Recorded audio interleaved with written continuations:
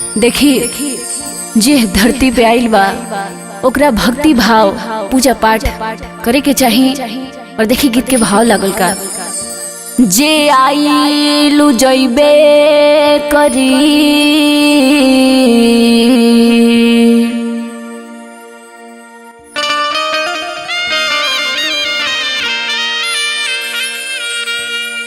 जे आइलू जइबे करी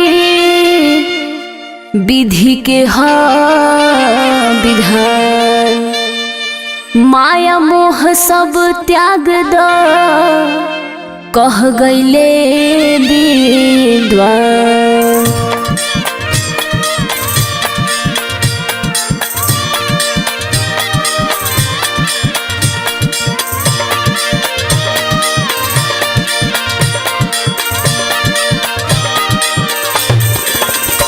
रे मनवा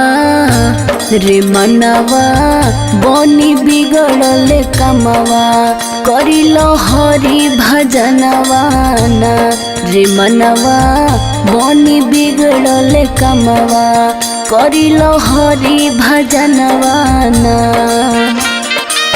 बन जाई तोरे अगलो जन्म ना लागी कोड़ी दमवा। रे मनवा बनी बिगड़ल कमवा करिलो हरि भजनवा ना। रे मनवा बनी बिगड़ल कमवा करिलो हरि भजनवा ना।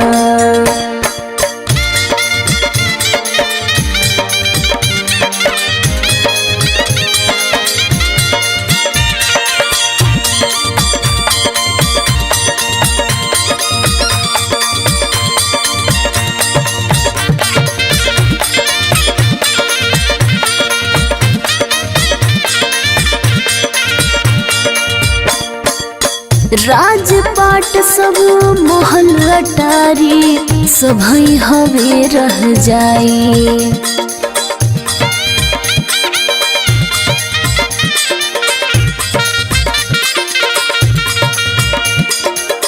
राजपाट सब महल अटारी सबई हवे रह जाई। हाथी घोड़ा मोटर गाड़ी सब माटी में मिल जाई। सतगुरु में नेह लगावा कर अनेक करमवा। रे मनवा बनी बिगड़ल कमवा करिलो हरि भजनवा ना। रे मनवा बनी बिगड़ल कमवा करिलो हरि भजनवा ना।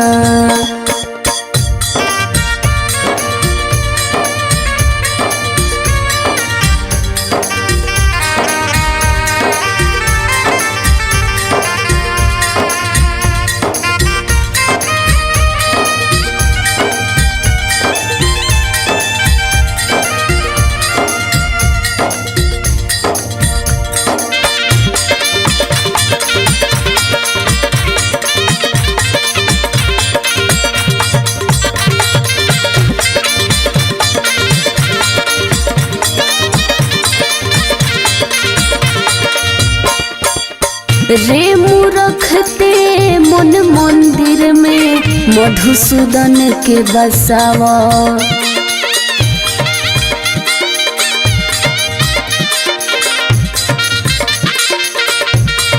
हो रे मूरखते मन मंदिर में मधुसूदन के बसावा।